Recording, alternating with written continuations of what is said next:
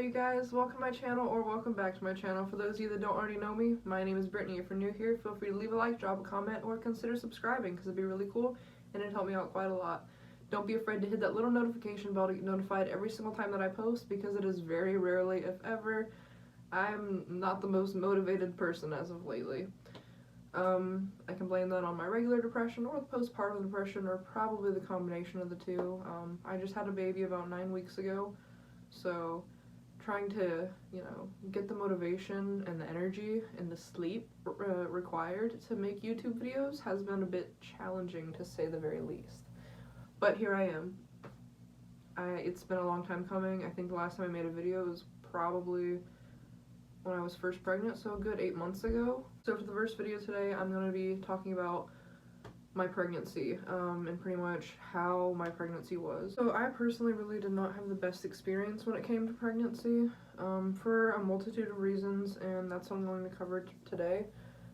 So November 11th, 2020, I had a miscarriage. I was about 8 weeks along, so about 2 months along, and then I got pregnant again, or at least I found out I was pregnant again around February 5th, 2021. So, November to December, December to January, basically 2 to 3 months after I miscarried, I found out I was pregnant again.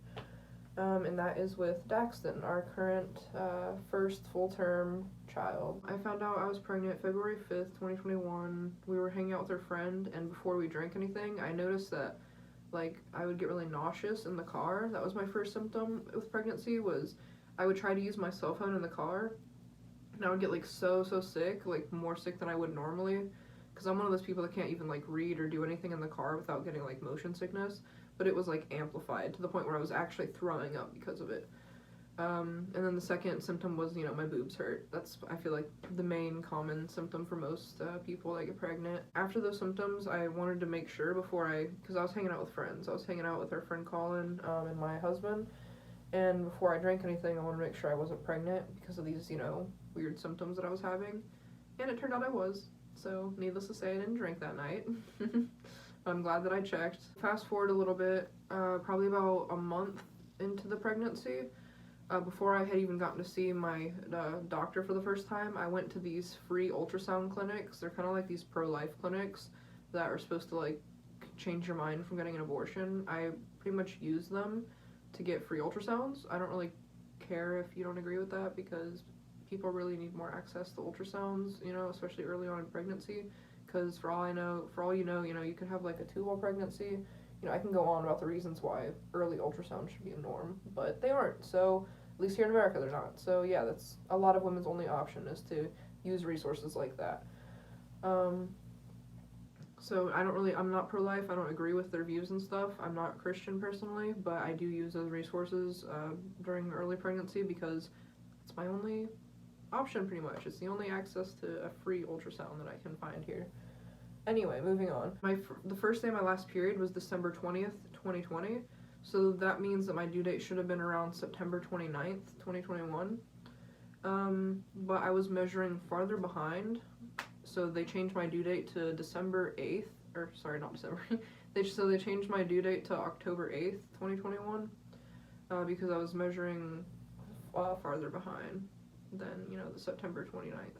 Then around probably 2 months into the pregnancy, shortly after I had gotten those first ultrasounds, the free ones, I experienced heavy vaginal bleeding, and my first thought immediately was, I'm miscarrying again, because, I had just miscarried no more than 2 to 3 months prior to this pregnancy. So I went to the emergency room, because what I had learned with my previous miscarriage is that I am O negative. So my blood type is O negative, and so the blood types are A positive, A negative, B positive, B negative, O positive, O negative. You can have AB positive, AB negative, you get the point. So an RH factor in your blood type is pretty much the positive or the negative sign with your blood type. Now, I have O negative blood, which means I'm RH negative.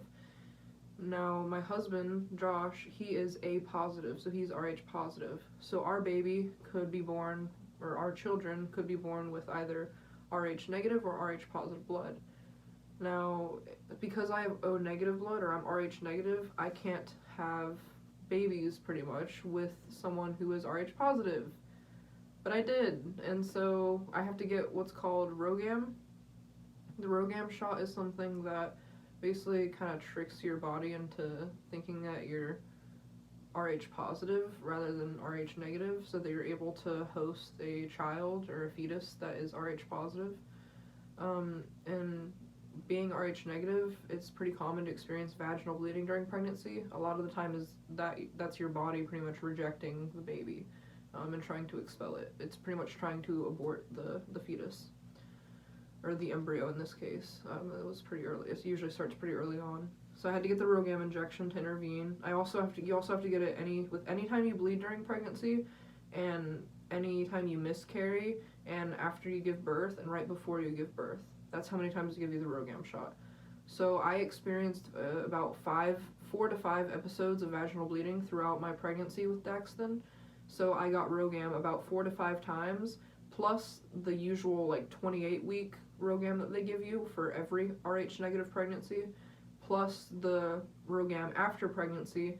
When you only get the RhoGAM after pregnancy if your baby is Rh positive and you're Rh negative. So they blood typed Daxton, and he is Rh positive. He's A positive, just like his father. So they had to give me the RhoGAM after I gave birth as well, because our blood cannot mix, or it could kill me. So yeah, now that that part's out of the way, that's one of the first complications, was Rh incompatibility. That's pretty much what that's called. When the mom is Rh negative, the baby's Rh positive, and their blood just, it's not compatible. I had gestational diabetes for a while. It was mainly towards the 3rd trimester. I pretty much just had to regulate it with my diet. I couldn't really eat. I had to be very, very careful of what I ate, and I couldn't eat many sweet things. Thankfully, it didn't happen until the 3rd trimester, so for the first 2 trimesters, the majority of the pregnancy, I did get to enjoy my sweet things, but at the end there, I couldn't, so it wasn't anything I needed insulin for or anything like that, but that's another complication I encountered, was gestational diabetes, late-term gestational diabetes. And then the next complication would be I had a subchorionic hemorrhage, or also known as a subchorionic hematoma. So it's like a bruise, or like a collection of blood below or beneath or around the chorion membrane, which, so you can think of the fetus or the embryo or the baby is in the gestational sac. That's kind of like this, and then below there, the gestational sac, there's the chorion membrane, if I'm not mistaken, and pretty much right below the gestational sac I had a bleed, and it was very large. I can insert some pictures here really quickly.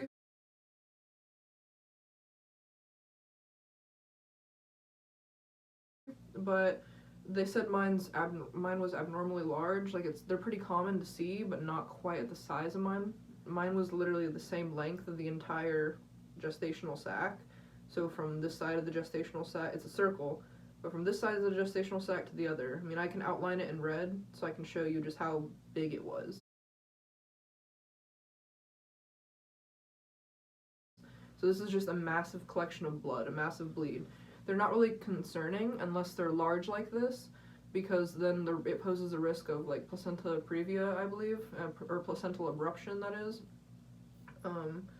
because of the size of the bleed. And it can, if not put on pelvic rest, which that's why they put me on pelvic rest, was because of the size of the bleed, it could worsen over time. And I was an exotic veterinarian technician at the time, so that field of job wasn't really helping, with that. So I had to unfortunately resign from my job at the hospital, and I had to be on strict pelvic rest, practically next to bed rest. So no sex, no masturbation, no walking around, no standing on your feet for more than 2 hours every single day. So, and you're supposed to spread out those 2 hours throughout the day at that, and no more than, it was a whole thing. I was stir crazy, I was miserable, I couldn't even barely get to nest, set up for everything. I pretty much had to have everything done for me, which sucked, because I'm a really go independent person. I hate to be just tied down like that.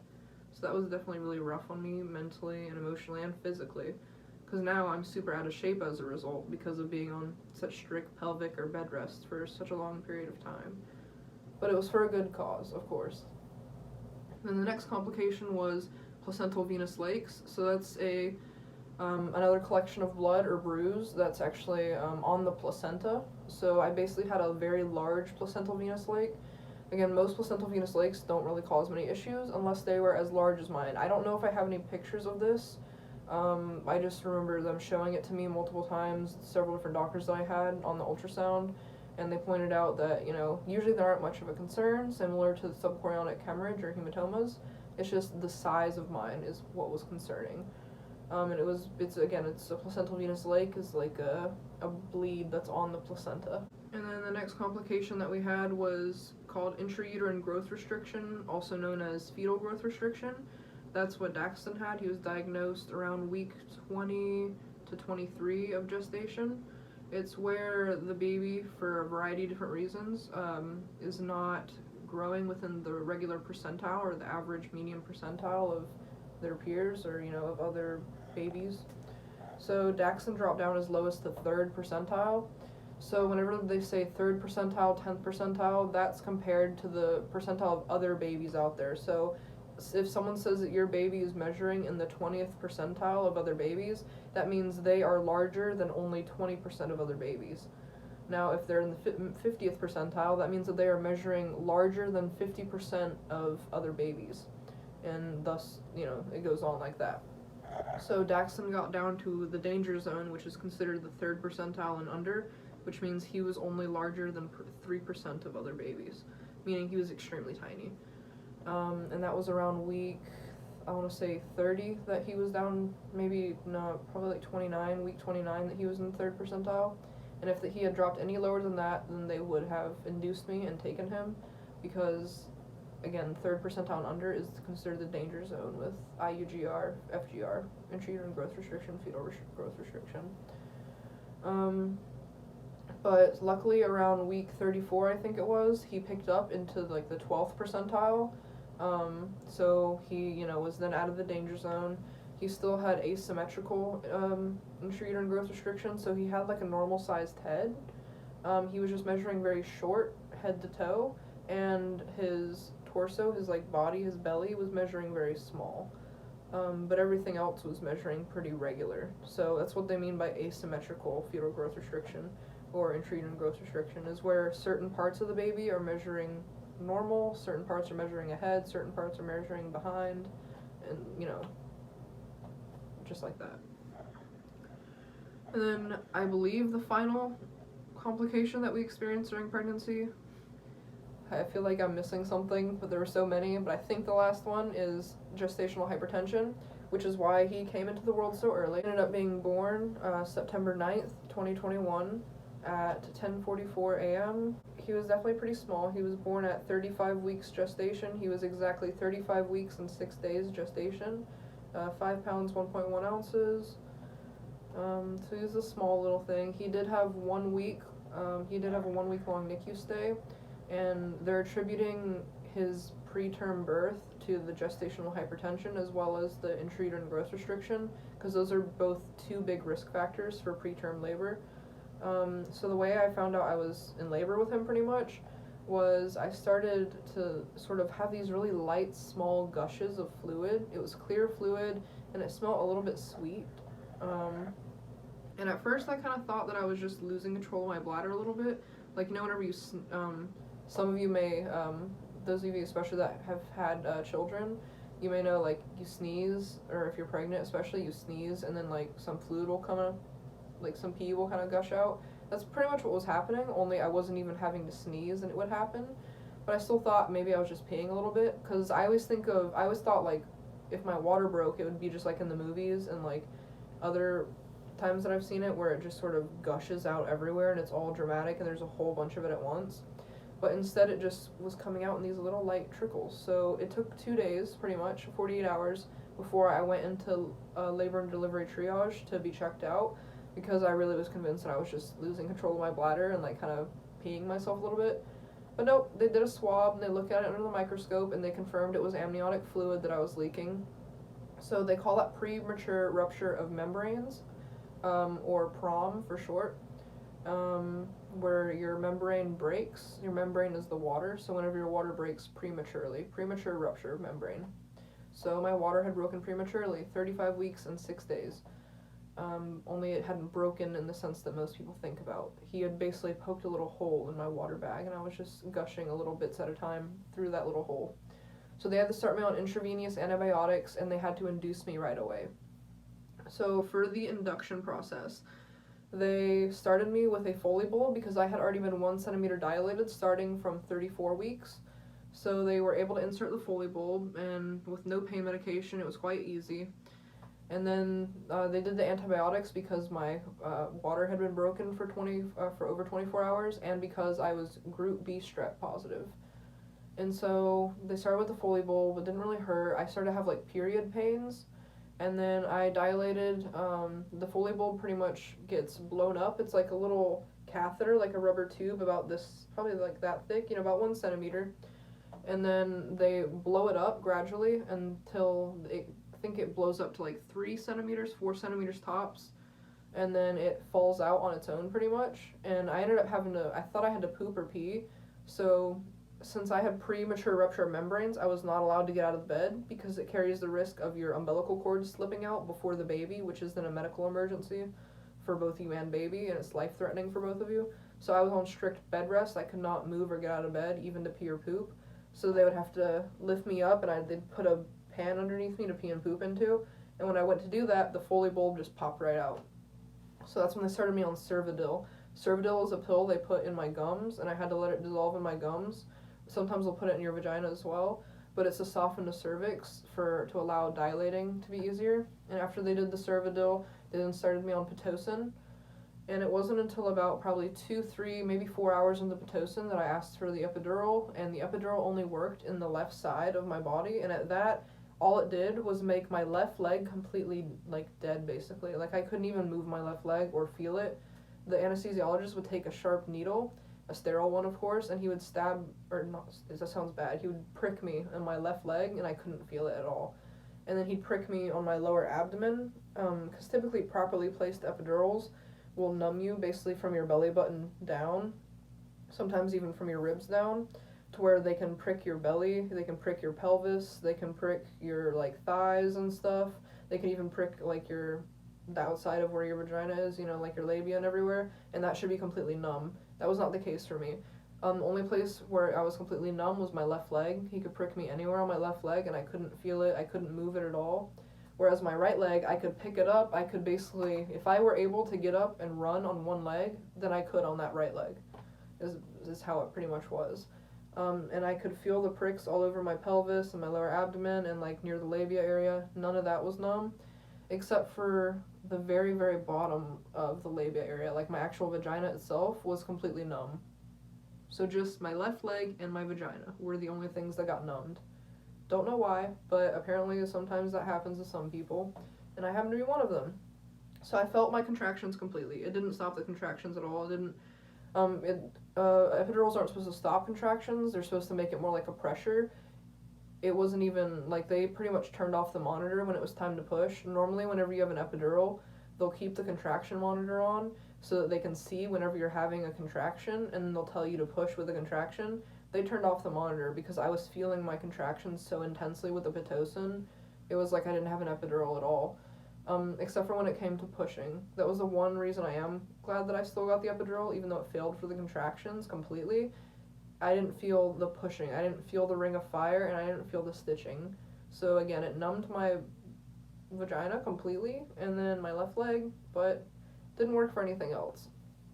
So the Pitocin, I pretty much had a natural labor with Pitocin contractions, which if you've never given birth before, then it's much more intense than regularly like going into birth. When they induce you, it's pretty much kind of quite literally forcing your body into labor rather than being able to warm up into it and go into it naturally.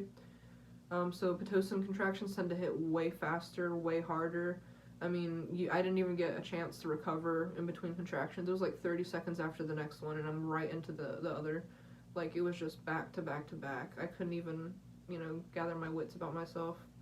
But I was in the total process from the start of the induction to when they, first placed the Foley bulb being the start to me giving birth.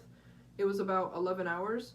And the only reason it was even that long is because they didn't ever straight cath me during that whole time until around, I think it was 8 a.m. No, it was 9 a.m. 9 a.m. they finally straight cathed me. The morning shift came in and they straight cathed me. I had 1,600 mils of urine. Yes, you did hear that correctly. 1,600 milliliters of urine came out of me. They said that is the most that they had ever seen come out of a person's bladder, because they had the epidural starting that night before. All throughout the night to the next morning, no urine was, because like you can't pee with the epidural. You have to have a catheter to help you pee. The night shift never did it. So the size, the sheer magnitude of my bladder with 1,600 milliliters of urine in it was literally preventing my labor from progressing. So the baby was stuck. My bladder was effectively blocking him inside of my uterus to where he couldn't pass down into the birth canal. Because once they emptied my bladder at 9, I gave birth at 10:44 a.m. So at 9 a.m., I still wasn't in active labor. I wasn't going past 5 centimeters, even though I had been induced, before. So it was at 9 a.m. and then once they straight cathed me, 10:44 I gave birth. So I was literally in active labor. After they straight cathed me, about 10-15 minutes later, post them straight cathing me, I went into active labor. So had they done the straight cath earlier, I probably would have already given birth. Not probably, I definitely would have already given birth. So the total process was 11 hours from start to finish. Would have been cut in half, guaranteed, but that didn't happen. So I pushed for about 30 minutes, 20 minutes, 30 minutes at the very most, and he was out. I was really surprised because that whole night, some of the nurses would be like, I'm sorry it took so long to get, this, that, or the other. Usually, I was on a liquid diet because I was being induced, so it was mostly, sorry, couldn't get your broth, because I was pushing with so-and-so for 3 hours. I was pushing with this patient over here for 2 hours, this patient over here for 3 hours, and I was just like, oh my god, that's gonna be me. Because, they were all first-time moms, and I'm a first-time mom, so, I was so scared I'd be pushing for hours, and then here I am, active labor for 1-2 hours tops, pushing for 20-30 minutes tops, and I was done. I tore to the 1st degree. Even though he was only 5 pounds, I still tore to the 1st degree. It wasn't too bad. It was only, I think, 3 stitches that I needed, because, again, he was very small, so.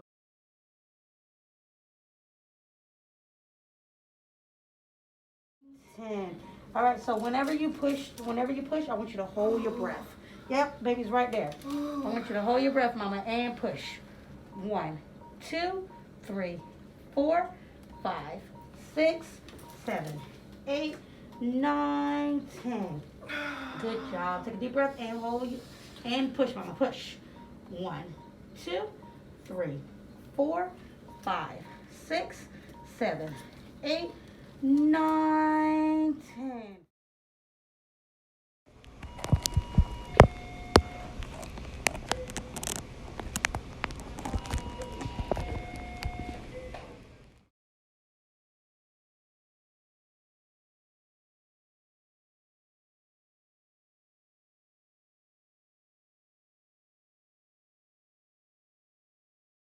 But yeah, that's pretty much my entire labor story and my entire pregnancy story in one video. I tried to go really fast because I know y'all don't really like the long videos, so I tried to get to the point with everything. But if you have any questions or want me to get more in depth about anything like labor, more details about labor, more details about pregnancy, more details about each and every complication, just leave a comment below. I'm completely open to answering any of y'all's questions you might have, because pretty much everything I went through I had never even heard of, and I'm a first-time mom, and I feel like I experienced so many complications. I feel like I experienced almost all of them sometimes. I know I didn't, but sometimes it just feels that way. It's been I listed probably 5-6 different complications just in this pregnancy alone. So yeah, a lot of this stuff I wish I had known about before getting pregnant. Not that I didn't intentionally get pregnant, but I wish I had known so that when the day had come, I could have been prepared. So that's kind of the main reason why I'm putting this video out here. It's because this is stuff I wish I don't want to scare people, but it would have been nice to know about, to be aware about. Because if I had known about these things, I could have probably maybe prevented a lot of them through, who knows, diet, different prenatal care. I'm sure they pretty much said from now on, any future pregnancies, I'll be closely monitored.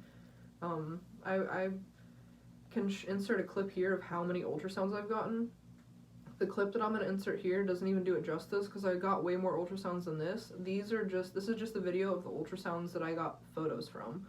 So these are just from the ultrasounds that they actually printed stuff off of. Usually you don't get that many ultrasounds during pregnancy. It's just when you're that high risk, they have you coming in every single week. I was coming in like 2-3 times a week at some point. It was crazy. But here he is. This is Daxton Joseph. He is our firstborn son, first full-term son. He's literally so perfect. I feel like a lot of babies come out looking like old men, or like, I don't know, they just come out looking like aliens, kinda, but he came out just so perfect. I don't know, he's our whole world. So here, enjoy some pictures and some videos of him as the wrap-up part of this video.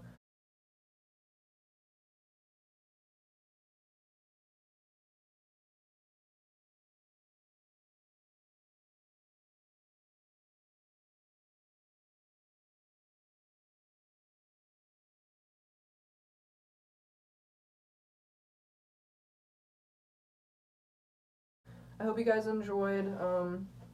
Again, leave a like, drop a comment, consider subscribing. Don't be afraid to hit that little notification bell, because again, I don't really post very often. I promise I won't annoy you. And I hope you guys have an amazing rest of your day, week, morning, afternoon, evening, wherever you are in time right now. I hope you have a good rest of it. Remember, if you can't be good, you better be good at it.